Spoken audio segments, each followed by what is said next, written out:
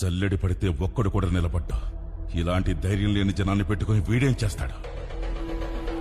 అవును సార్, మీరన్నట్టే మాకు ధైర్యం ఉండేది కాదు, శక్తి ఉండేది కాదు, నమ్మకము ఉండేది కాదు. చావు మా మీద గంతులేసేది. కానీ ఒకడు అడ్డం నిలబడ్డాడని వాడిని ఖాళీ ముందు తల నరికాడు కదా.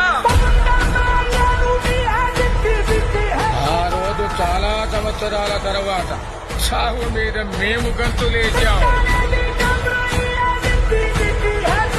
వాడు కత్తి విసిరిన వేగానికి ఒక గాలి పుట్టింది సార్.